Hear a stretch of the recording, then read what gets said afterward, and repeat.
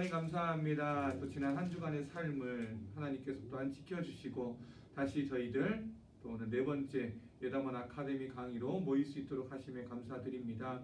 저희를 위하여, 저희 죄를 위하여, 저희 죄 때문에 십자가에 못 박혔었던 그 주님, 지난주에 우리가 함께 말씀을 나누었는데 오늘은 또한 부활과 복음이라는 내용을 가지고 강의를 진행하고자 합니다.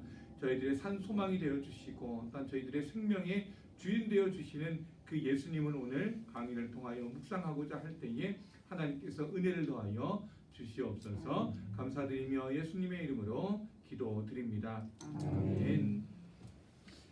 예, 우리 지난 강의는 십자가와 복음이라고 해서 우리 지난 강의 내용을 짧게나마 간략하게나마 이렇게 보시면 십자가는 단순한 사건, 뭐 세상 사람으로 따지면 단순하게 그냥 한 명의 사람이 그 사람들에게 있어서는 예수님은 어떠한 다른 특별한 존재라기보단 한 명의 존재, 사람으로만 여겼을 수도 있죠.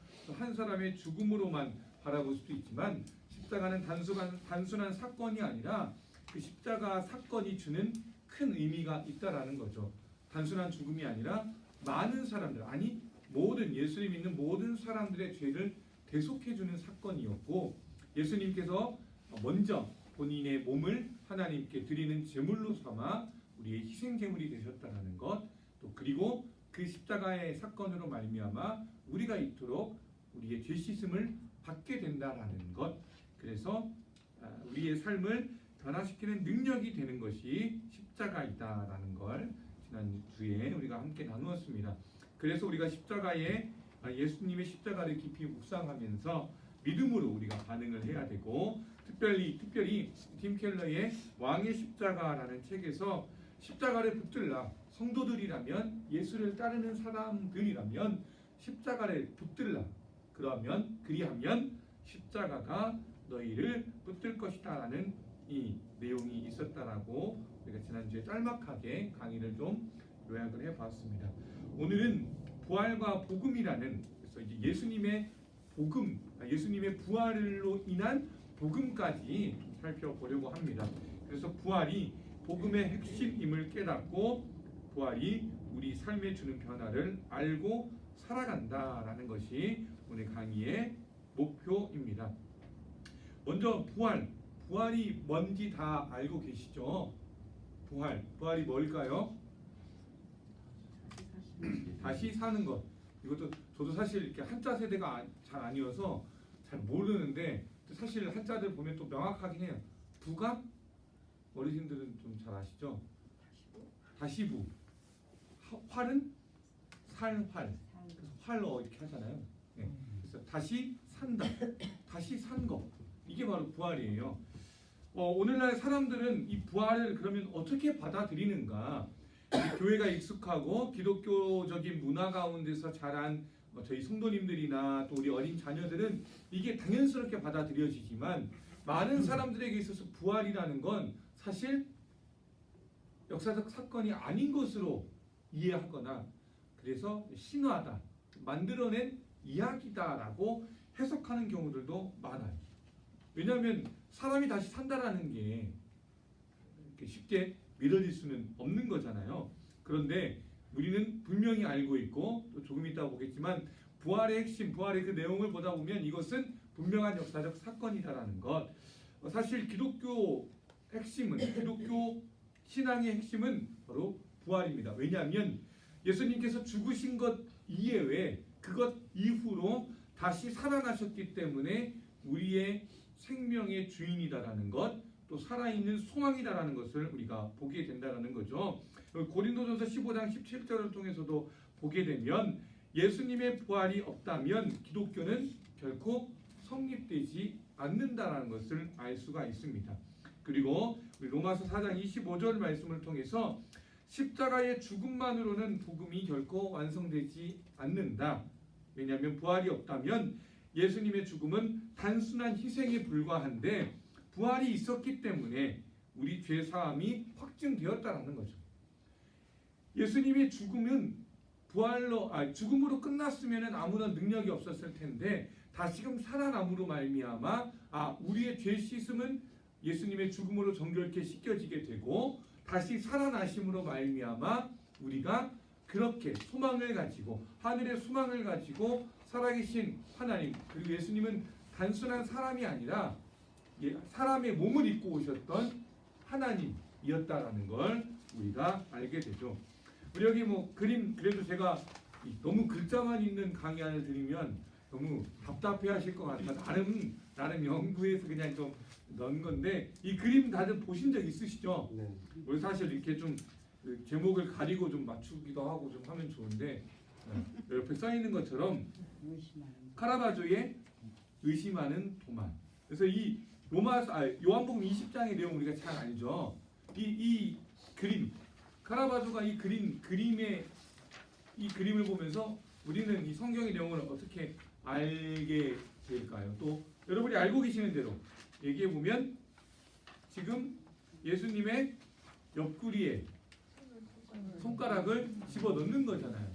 요한복음 20장 보면 도마가 직접 그렇게 얘기해. 다른 제자들이 와서 이야기를 하죠. 우리가 살아계신 예수님을 만났다 하니까 도마가 뭐라 그래요?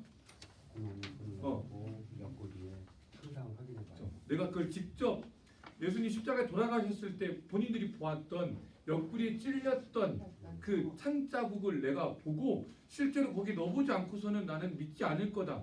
본인이 진짜 그렇게 이야기를 했어요. 요한복음에서.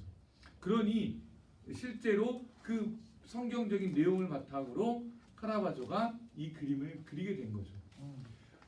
이 도마, 예수님의 제자임에도, 예수님의 제자였던 도마마저도 예수님의 부활을 의심했어요. 그리고 사실 도마뿐만이 아니에요. 처음에 마리아가 예수님이 이제 장례를 치르고 안식 후 첫날, 그래서 이제 성경에 보면 예수님의 이제 그 시체라고 그래요. 소위 말해 시체에 이제 본인들이 향유를 이제 붓기 위해서 향품을 가지고 이제 그걸 하러 올라갔는데 무덤을 이제 열어야 되니까, 그래서 누가 이 무덤을 열 것이냐, 돌무덤이었으니까. 근데 이미 무덤이 열려 있어요. 그리고 나서 들어갔더니 예수님의 시신이 없어서 그때부터 얼마나 슬퍼요. 누가 예수님의 시신을 훔쳐갔구나. 아마 여러 이유들이 있었겠죠. 여러 것들을 추측해봤겠죠. 예수님 그토록 싫어하는 사람들이 있어서 야, 이 시신조차 가만히 놔두지 않았겠구나. 아니면 누가 가져갔을까? 탐을 내서 가져간 건지. 아무튼 여러 생각들이 있으면서 막 울부짖고 있었던 거죠. 아쉬워하고 슬퍼하고 있었는데 그때 당시에 그때 그 모습을 본 천사들이 이야기하는 거죠. 그리고 예수님이 다시 오셔서 이제 마리아에게 얘기해 줬는데, 본인이 직접 겪었던 이야기를 마리아가 이제 베드로를 비롯해 다른 제자들에게 말을 하니까 다 안 믿는 거예요. 도마뿐만 아니라 많은 사람이 다 그렇게 믿지 않았다라는 거죠. 그만큼 부활이라는 것이 그걸 직접 눈으로 본 사람들, 또 그 시대에 살았던 사람들도 믿지 못했던 사건인데, 오늘날의 많은 사람들이 얼마나 이걸 더 믿지 않을까. 하지만 이 부활이 기독교 교리의, 또 성경의 핵심이다라는 것. 자, 이 페이지로 한번 넘어가 볼까요? 자, 부활이 역사적인 사실임을 증명하는 증거라고 해서 간단하게 정리를 했는데, 마가복음, 아까 전에도 이야기했듯이 마태복음, 마가복음, 누가복음은 동일한 예수님의 생애를 저자가 다른 사람들이 기록을 했을 뿐이지 내용은 다 똑같아요. 근데 우리도 그런 게 있잖아요. 똑같은 하나의 사건을 두고 이 사건에 대해서 각각 사람들이 생각하고 느낀 바들이 좀 다를 거예요. 근데 말 그대로 마태가 또 마가가 누가가 보았던 시점에 따라서 내용은 조금 다르지만 표현이 좀 다를 뿐이지 그 안에 있었던 사건과 진리들은 같은 것이다라는 것. 어찌됐든 마태복음, 마가복음, 누가복음, 요한복음에서도 이 역사적인 부활의 역사적인 사실을 증명하는 여러 내용들이 나오는데, 간략하게 이러한 것들이 있어요. 예수님의 무덤이 비어 있었다라는 것. 당시 반대자들도 이 사실을 부인하지 못해요. 그러니까 어찌됐든 예수님의 몸 자체가 없었다라는 거죠. 근데 그걸 누가 훔쳐갔는지 아니면 정말 부활했는지에 대한 건 이후로 보는 거죠. 그리고 나서 예수님께서 직접 제자들에게 나타나셨어요. 그리고 부활 후에 예수님을 만났던 사람이 500명 이상이나 돼요. 고린도전서 15장에 보면 내가 만났던 자들이 500명 이상이라는 것들이, 그 500명이라는 숫자가 직접 언급이 되거든요. 자, 그리고 제자들의 변화가 있었어요. 부활 전에는 두려움 속에서 다들 숨었습니다. 우리 한번 말씀도 찾아볼까요? 요한복음 20장 19절, 신약성경 184절. 예수님께서 직접 제자들에게 나타나셨던 거거든요. 신약성경 184쪽에 있는 요한복음 20장 19절 우리 찾았으면 같이 한번 이 말씀을 읽어보도록 하겠습니다. 같이 한번 읽습니다. 19절 같이 한번 읽습니다. 시작. 이날 곧 안식 후 첫날 저녁 때에 제자들이 유대인들을 두려워하여 모인 곳에 문들을 닫았더니 예수께서 오사 가운데 서서 이르시되 너희에게 평강이 있을지어다. 아멘. 예수님께서 너희에게 평강이 있을지어다. 또 21절에도 나오거든요. 평강이 있을지어다. 안식 후 첫날 저녁에, 그러니까 예수님께서 그 부활하신 것을 처음 마리아가 그 새벽녘에 발견하고 나서 그날 저녁에 직접 이제 유대인 그 제자들에게 나타난. 근데 그때 보았더니 제자들이 뭐 하고 있어요? 유대인들을 두려워하고 있었어요. 왜? 아니 우리가 예수님을 따랐던 제자들로서 우리 또한 저렇게 되지 않을까? 유대인들을 이제 의식하기 시작한 거죠. 두려워했던 것들이죠. 그래서 부활 전에 예수님 십자가에서 돌아가시고 난 후에는 제자들은 그냥 벌벌 떨며 살아갔던 거예요. 근심하면서 우리가 그렇게 믿고 따랐던 예수님이 결국 떠나셨구나. 이제 우리의 삶은 어떻게 될까? 우리는 무엇을 위해 살아가야 되는가? 이제 우리는 무엇을 믿고 살아가야 되는가? 그런데 부활하신 예수님의 모습을 본 이후로는 그래, 예수님께서 생전에 하셨던 그 모든 말씀이 진실이었구나, 진리였구나. 예수님께서 내가 십자가에 못 박혀 죽을 것이고 다시 살아날 것이다 라는 말씀도 명확하게 하셨는데 사실 그런 것들을 하나도 믿지도 않았고 와닿지도 않았을 거예요. 그런데 제자들이 직접 예수님의 그 죽음을 보고 또 부활을 보고 난 다음에는 예수님이 진정한 하나님이신 것을 또한 믿고 깨닫고 또한 알므로 말미암아 담대하게 예수 그리스도의 복음을 전하고 또 목숨을 바치면서까지 본인들이 순교하면서까지도 예수님을 따랐다라는 것. 자, 그리고 이 부활이 의미하는 것이 있습니다. 첫 번째로 예수님의 신성이 증명되는 겁니다. 자, 우리 로마서 1장 4절도 한번 같이 보겠습니다. 로마서 4장 1절 신약성경 239페이지 로마서 1장 4절 로마서 239쪽 성경 페이지 수로 보시면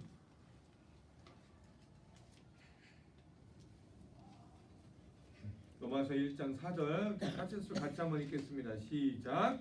성령의 영으로는 죽은 자들 가운데서 부활하사 능력으로 하나님의 아들로 선포되셨으니 곧 우리 주 예수 그리스도시니라. 아멘. 죽은 자들 가운데서 부활하사 능력으로 하나님의 아들로 선포되셨으니 예수님은 인간의 몸만 입었을 뿐이시지 하나님이셨다. 하나님의 아들이셨다. 그래서 예수님의 인성뿐만 아니라 신성 또한 증명이 된 거예요. 그러니 예수님이 죽음을 이기시고 부활하심으로 말미암아 진정 하나님의 아들이다. 하나님, 예수님이 곧 하나님이심을 증명하는 또 그러한 것을 부활이 의미하게 됩니다. 또 죄와 죽음의 권세를 이기셨다. 생명의 주 되심, 살아계신 주 나의 참된 소망. 우리 복음성 가지고 이런 찬양이 있고 부활절이 되면 부르는 여러 찬송가에서처럼 생명의 주인 되어 주시는 생명의 주인이신 예수님을 우리가 고백할 수 있는 건 죽음을 이기시고 부활하셨기 때문이다. 그리고 또한 이것이 왜 중요하냐? 예수님을 믿고 따르는 성도들에게도 바로 우리들인 거죠. 우리의 부활과 영생의 보증이 된다라는 겁니다. 예수님의 부활은 믿는 자들의 부활, 우리가 죽는 것에서 끝나는 것이 아니라 우리 또한 다시금 우리의 영혼이 살아 하나님께로 가는 것을 보장한다라는 거죠. 고린도전서 15장이 전체가 좀 지금 살펴보기엔 좀 양이 많겠지만 고린도전서 15장이 부활장이라고 불리거든요. 그 15장을 쭉 살펴보면 이 부활에 대한 내용들 또 그 부활이 우리의 삶에 믿는 성도들에게 어떻게 다가오는지 또한 이야기해주고 있습니다. 그래서 그 밑에 부활이 주는 그 복음적 의미, 복음의 의미, 부활이 없이는 결코 복음도 없다라는 것. 그래서 아까 전에 이 부활이 의미하는 것을 조금 더 자세하게 설명한 것들이에요. 혹시 지금까지 이렇게 쭉 보시면서 좀 궁금하거나 좀 같이 좀 이야기하고 나누고 싶은 것들이 혹시 있으실까요?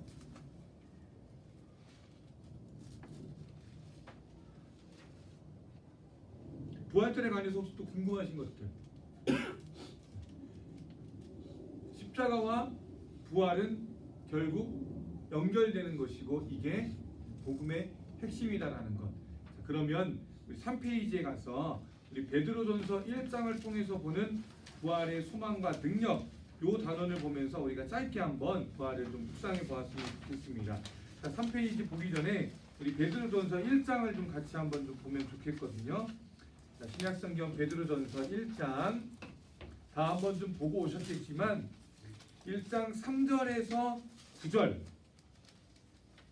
베드로전서 1장 3절에서 9절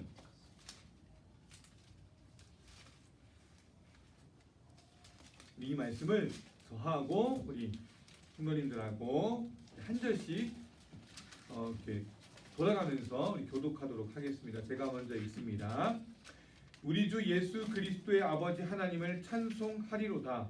그의 많으신 긍휼대로 예수 그리스도를 죽은 자 가운데서 부활하게 하심으로 말미암아 우리를 거듭나게 하사 산 소망이 있게 하시며 썩지 않고 더럽지 않고 쇠하지 아니하는 유업을 있게 하시나니 곧 너희를 위하여 하늘에 간직하신 것이다. 너희는 말세에 나타내기로 예비하신 구원을 얻기 위하여 믿음으로 말미암아 하나님의 능력으로 보호하심을 받았느니라. 그러므로 너희가 이제 여러 가지 시험으로 말미암아 상당히 심하게 되지 않을 수 없으나 오히려 크게 기뻐하노라.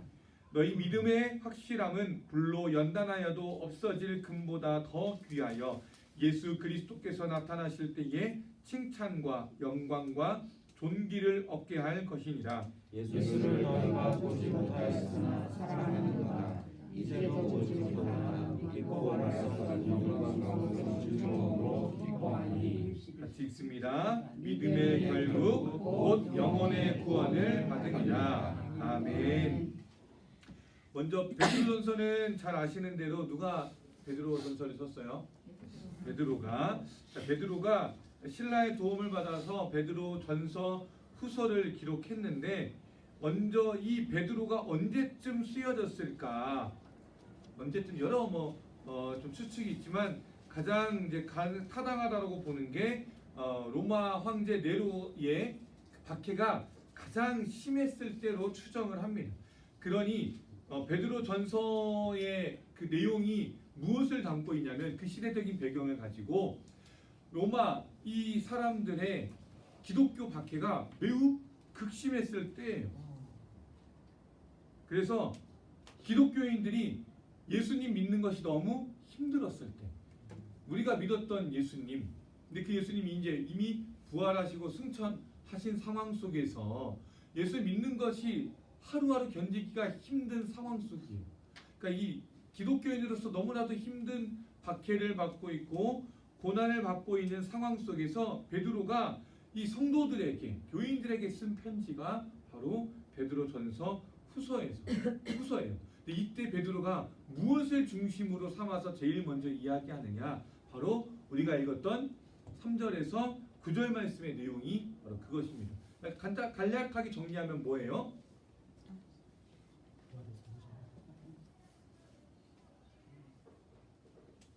전희승 목사님 생각하시는데 정리해 보자면 부활할 것이고 두려워만 맞아요.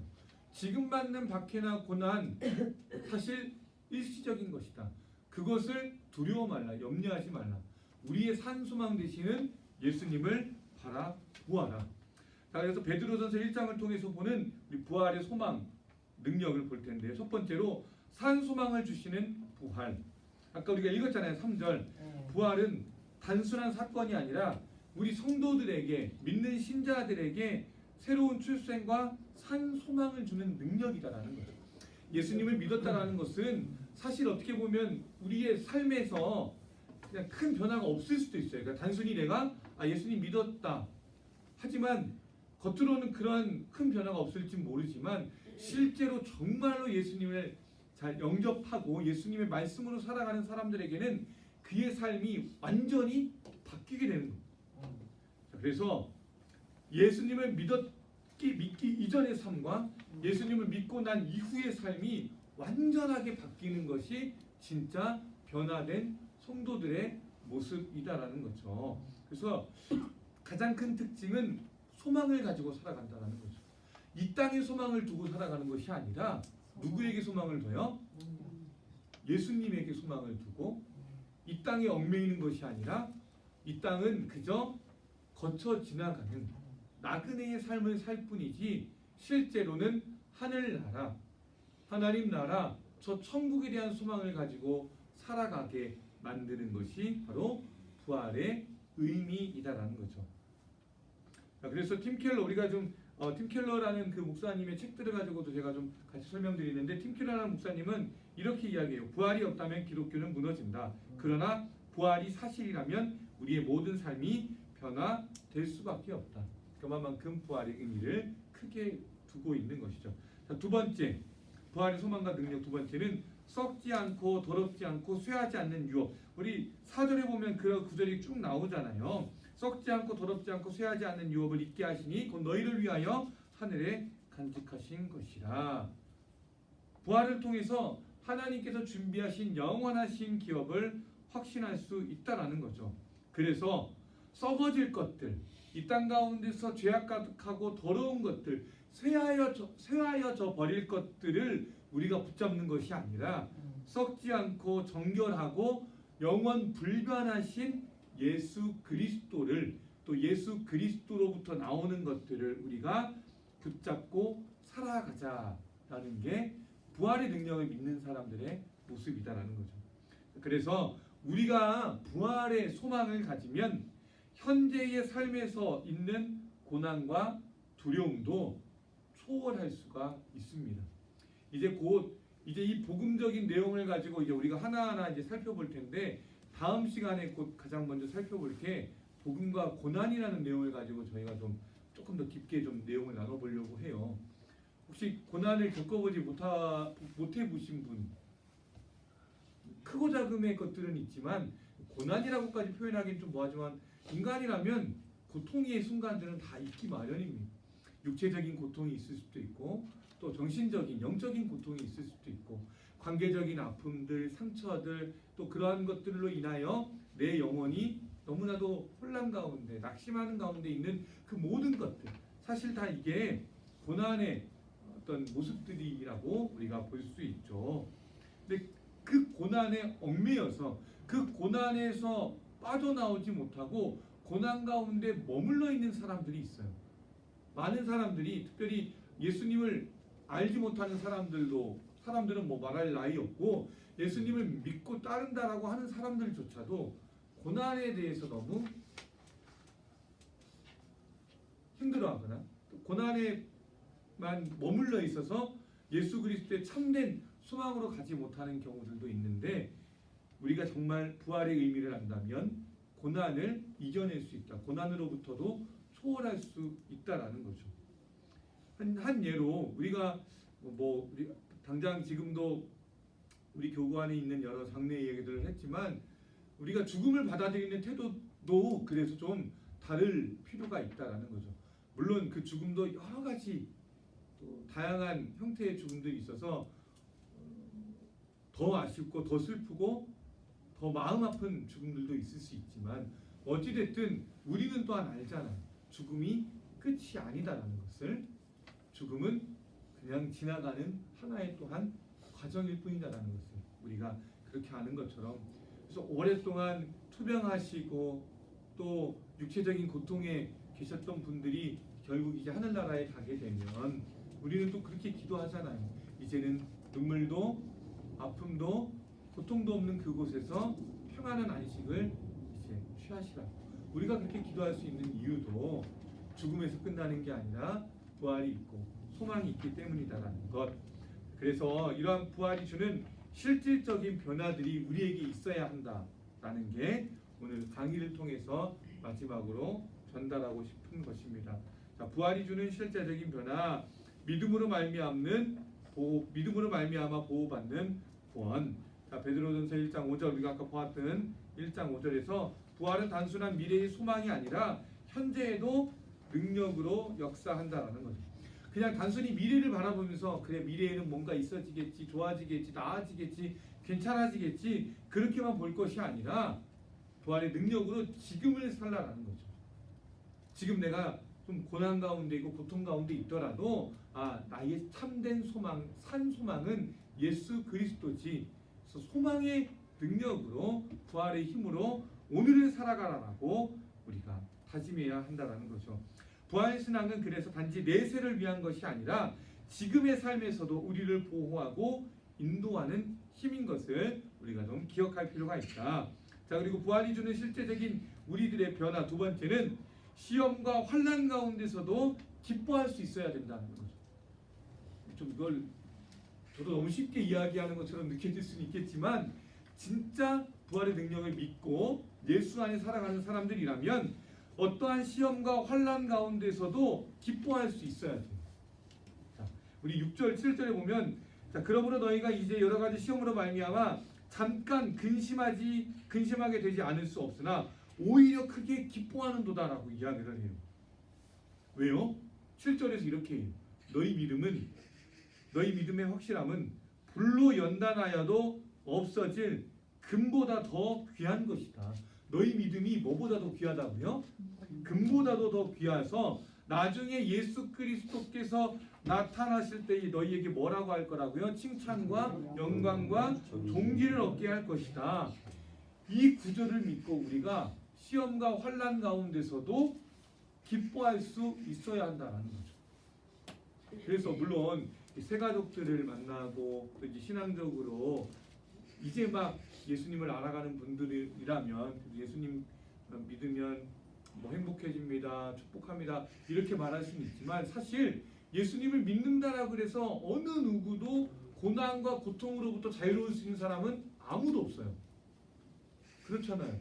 많은 사람들이 이것 때문에 낙심해서 예수님을 떠나는 경우도 있어요. 내가 예수님 믿었는데 교회 다니면 잘 된다고 그랬는데 교회 열심히 다니면 분명히 예수님께서 물질적이거나 뭐 우리가 흔히들 추구하는 축복을 많이 주실 거라 했는데 왜 아니지? 이렇게 생각을 하게 됐을 때 예수님을 떠나는 사람들조차 있다라는 거죠. 근데 우리가 기억해야 돼요. 그거는 진짜 부차적인 거고 예수님을 믿었을 때 가장 큰 축복과 기쁨은 예수님에게 있어야 돼요. 예수님에게. 부모님들 그런 경험 느끼실지 모르겠지만 제가 얼마 전에 몇 번 많이 느꼈던 거거든요. 이제 딱 피곤한 몸을 이끌고 이제 한참 일하다가 늦은 시간에 집에 딱 들어가요. 그러면 막 아주 어렸을 때는 아시잖아요. 딱 들어가면은 애들이 어떻게 해요? 막 아빠 온 것만 해도 막 반기잖아요. 막 좋아하잖아요. 근데 어느 순간 좀 지나더니 아빠 왔다 그래도 별 반응이 없어요. 얘네가 뭐 현관으로 나오는 일도 좀 별로 없어지고. 근데 이렇게 누군가 뭐 이렇게 선물을 주셨다거나 아니면 제가 좀 뭐 맛있는 거 사가지고 들어가면 그때 또 갑자기 막 달려오는 거예요. 그때는 또 막 자기들이 좋아하는 거 저희 아들을 좀 보니까 이렇게 뭐 저 요아정이라고 아세요 혹시? 요거트 아이스크림의 정석에서 그 아이스크림 되게 좋아하거든요. 애들 그래서 제가 좀 이렇게 뭔가 꼬실 때는 그거 사가는데 그거 들고 올 때면은 되게 저를 반겨요. 근데 이게 제가 왜 이런 말씀 드리냐면 저희가 그럴 때가 많아요. 예수님이 우리를 만나 주신 것만으로도 우리가 기뻐하고 좋아야 되는데 어느 순간부터 예수님이 들고 있는 그 포장지, 종이 가방을 우리가 보게 되는 경우가 많다라는 거죠. 그래서 언젠가는 예수님께서 오셨는데 빈손이다. 그러면 서운한 거예요. 왜 예수님이 지금은 빈손이지? 그리고 어떨 때는 내 걸 뺏는 것 같은 느낌도 들어요. 왜 주셨던 걸 도로 가져가시지? 근데 우리가 예수님께서 주시는 것에 대해서 예수님을 좋아하고 기뻐하고 할 것이 아니라 예수님 존재 자체만으로도 우리가 기뻐할 수 있어야 되잖아요. 이런 복음적인 내용이 그래서 이런 것들이 확실해야 나중에도 어떤 우리가 복음적인 생활을 가는 데 있어서 중요하게 연결이 된다고 생각을 해요. 복음과 관계라는 부분도 나중에 이야기를 할 텐데 특별히 요즘 사람과의 관계에 있어서도 저는 참 이게 중요하다라고 생각을 해요. 우리 가장 신혼부부가 김지은, 김혜미 그쵸? 너무 보기 좋아서 가정을 꾸릴 때도 어느 순간부터 예전에는 사람의 존재만으로 가정을 꾸리고 그 사람의 존재만으로 행복해했는데 요즘은 결혼이라는 게 거치 무슨 뭐라고 표현해 거래하는 것과 같은 느낌이 들 때가 많아요. 뭐 해갖고 올 거냐? 넌 나에게 뭘 해줄 수 있냐? 이게 친구들과의 관계도 그럴 때도 있고 물론 뭐 사업을 하는 관계에서는 물론 그럴 수밖에 없겠지만 여러 어떤 신앙적인 관계에서도 내가 줬으니까 뭔가를 받아야지. 주는 것이 받는 것보다 복되도다. 뭐 이런 말씀은 거의 와닿지가 않아요. 내가 줬으니 나는 도로 받을 것이다. 막 이런 것들만 생각을 하는 경우가 많다라는 거죠. 그래서 이런 내용들을 하나하나 우리가 좀 살펴봤으면 좋겠다라는 것. 자, 그래서 시험과 환난은 어찌 됐든 예수를 믿어도 있을 수 있다. 이 전제를 가지고 가야 우리가 진짜 예수님을 믿는데 변화가 없다. 시험이 들지 않을 거다라는 것. 자, 세 번째, 부활이 주는 실제적인 변화. 세 번째는 예수를 사랑하고 기뻐하는 삶이 된다. 자, 우리가 8절 9절에서도 이야기하잖아요. 예수를 너희가 보지 못하였으나 사랑하는도다. 이때 당시의 교인들은 예수님을 실제로 보지는 못했잖아요. 베드로는 예수님을 봤던 인물이고 그럼에도 불구하고 직접 보지는 않았지만 예수님을 진정 사랑하는 모습을 보면서 베드로가 너무 뿌듯했던 거예요. 이제도 보지 못하나 믿고 말할 수 없는 영광스러운 즐거움으로 기뻐하니 믿음의 결국 곧 영혼의 구원을 받음이다. 부활이 참이라면 그래서 우리는 새로운 존재가 되었고 예수를 사랑하고 기뻐하는 삶을 살아야 되고 그렇기에 새로운 방식으로 살아가야 된다. 그래서 예수를 믿으면 내 안에 예수님의 복음이 들어오면 이전과는 달라져야 돼요. 이전과는 다른 모습이 있어야 돼요. 내 삶의 방식 또한 예수님의 삶의 방식에 맞춰져야 돼요. 이게 진짜 성도의 모습이에요. 교회만 오고 설교를 듣고 예배만 드린다고 교인이 아니라 내 삶이, 내 생활의 본질이, 내 신앙의 본질이, 내 마음의 본질이, 내가 추구하는 모든 가치의 생각들이 예수님이 원하시는 대로까지 바뀌는 것이 진짜 예수님께서 원하는 성도의 모습이다. 자, 그래서 우리 4페이지 마지막 결론으로 부활 신앙으로 사는 삶. 자, 십자가와 복음, 십자가의 복음뿐만 아니라 부활의 복음은 단순한 교리가 아니라 우리의 삶을 변화시키는 능력임을 또한 우리가 기억해야 합니다. 그리고 현재의 고난 속에서도 부활의 소망을 붙잡고 살아가는 신앙의 모습을 가져야 한다. 이 부활의 논리, 부활의 능력을 입는다는 것은 예수님께서 승리하셨던 것이 곧 나의 승리가 된다라는 의미이다. 이걸 꼭 우리가 기억했으면 좋겠습니다. 죽음을 이기시고 생명의 주인 되어 주시는 사망권세 깨뜨리고 생명을 얻으신 주님과 같이 우리도 예수님의 능력을 입은 사람들로서 이 땅에 얽매여 있는 삶이 아니라 예수님의 승리로, 부활의 승리로 살아가는 우리 모두가 될 수 있기를 축복합니다. 자, 그래서 이제 뭐 잠깐 질문하고 나누는 건데 그 몇 가지 내용들을 넣었어요. 정말로 부활이 내 삶에 중요한 의미로 다가오는가? 또 부활의 소망이 현재 내 삶에 다른 사람 생각할 것 없이 내 삶에 어떻게 역사하고 있는가?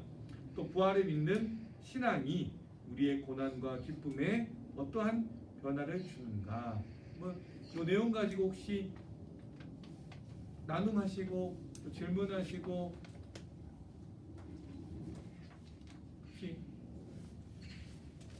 교제하고 싶은 거 있으시면 편하게 말씀하셔도 좋습니다.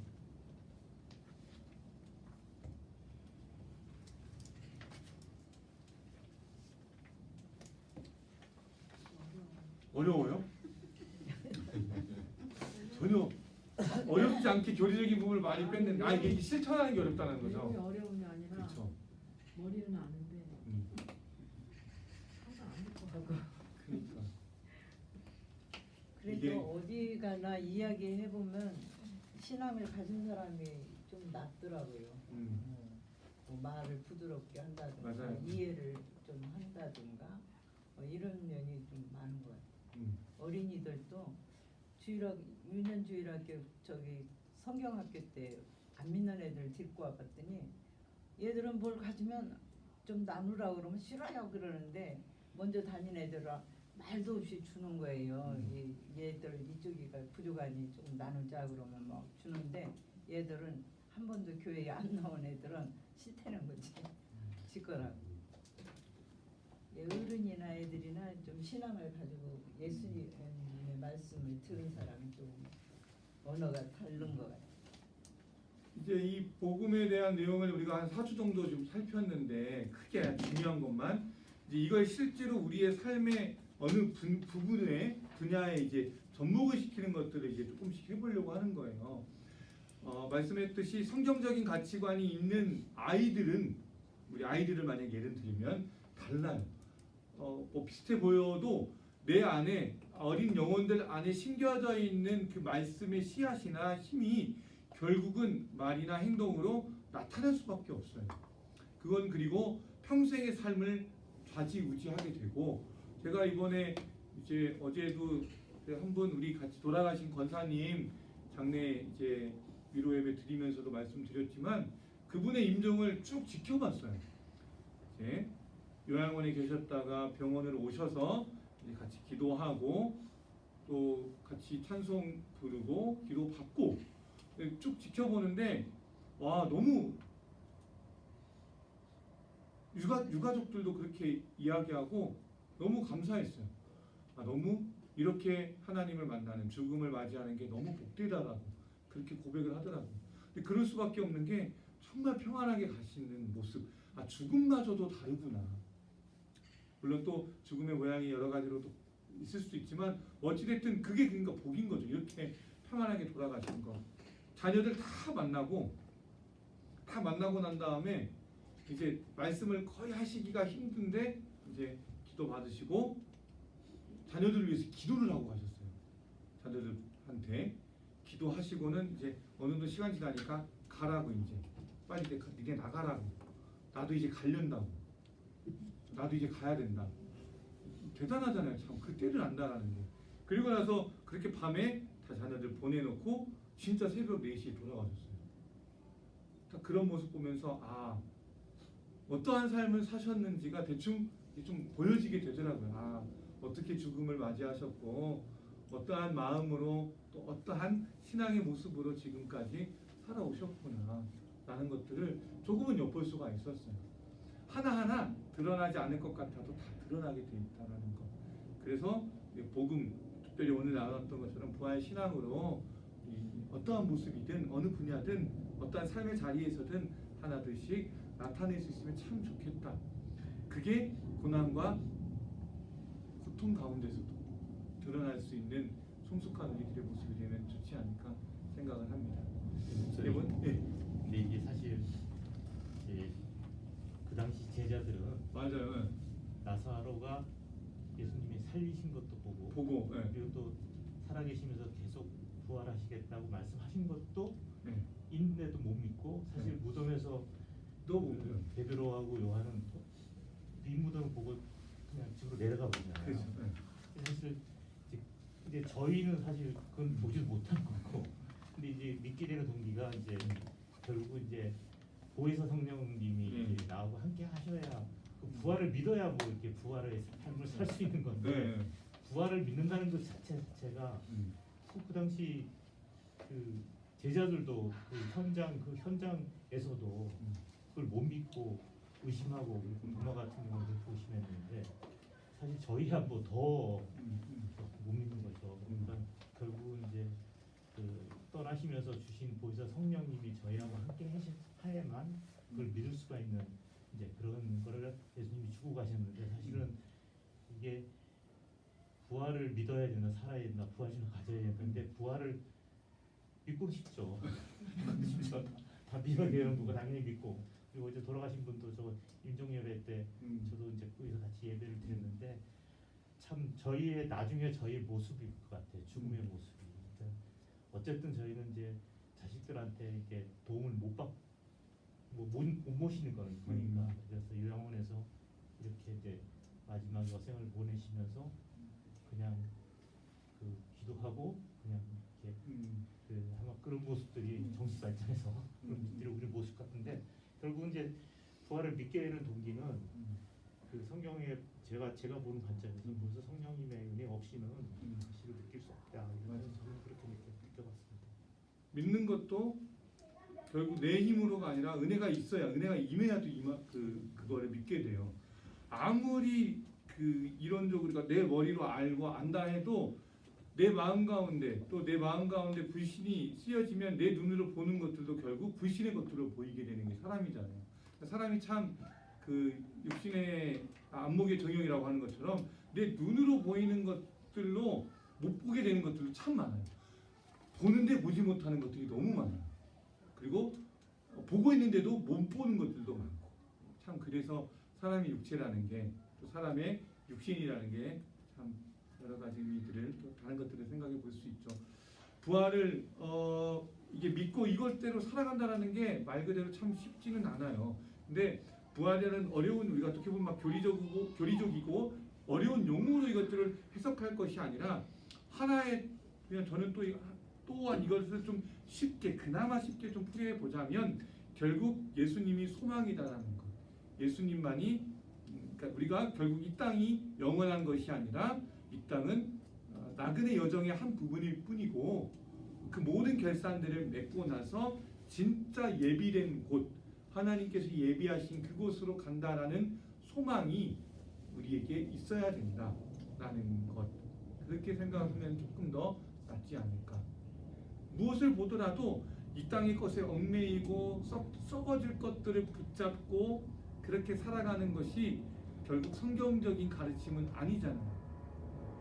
성경은 늘 예수님은 늘 천국의 것으로 이 땅보다는 저 하늘나라를 예비하고 준비하는 삶으로 살아가라고 이야기하는 거죠. 그렇게 살아가는 게 그러면 우리의 지금의 삶을 대충 살아라. 너무 의미를 많이 둘 필요도 없다. 이게 아니라 그만큼 더 의미 있고 더 준비하면서 가치 있고 이 하루하루를 소중하게 여기라는 거죠. 또 저는 이게 더 좋아요.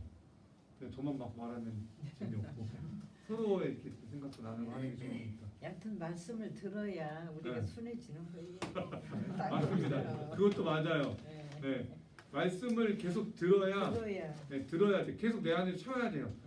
안 그러면 이게 우리 쑥쑥 빠지잖아요. 그렇지. 네. 순해지지. 하루만 지나도 또 내 생각으로 차니까.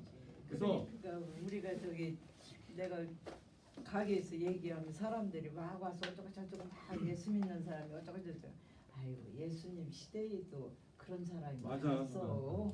끊임없이 인간은 다 있었으니까. 그래. 네, 그렇지. 그러니까 어떻게 보면 저는 그래서 더 이게 저희가 더 대단하다고 저는 그냥 그러죠. 그때는 예수님을 보고도 예수님의 이적을 그렇게 보고도 예수를 못 믿었는데 저희는 보지 못하고도 믿는 사람들이잖아요.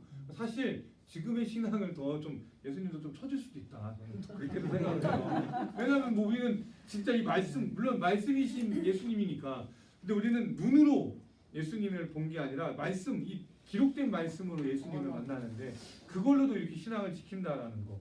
그걸로도 내 신앙을 지키면서 때로는 목숨을 버리는 우리 위대한 믿음의 선조들을 보면 아 이게 진짜 믿음이구나. 또 이게 내 힘으로 되는 게 아니라 예수님께서 주시는 그 믿음의 힘이라는 게 이런 것이구나.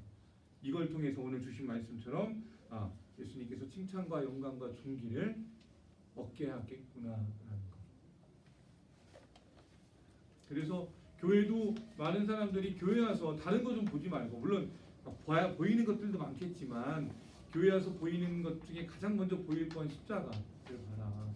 십자가 와서 뭐 사람이 어쩌니 저러니 막 이런 너무 거기에 얽매이지 말고 교회에 오면 교회 왔으면 제일 먼저 예수님을 보아야 되는데 유명한 예화들도 있잖아요. 막 또 전도해가지고 사람이 왔더니 뭐 교회 좋다더니 왜 이러냐, 막 뭐 좋다더니 뭐 별로였다, 이 사람은 왜 저러니 저러니 그러는데 교회에서는 그것 말고 말씀과 예수님을 먼저 보고 그게 있으면 교회가 어떻든 저렇든 다 은혜가 될 거예요.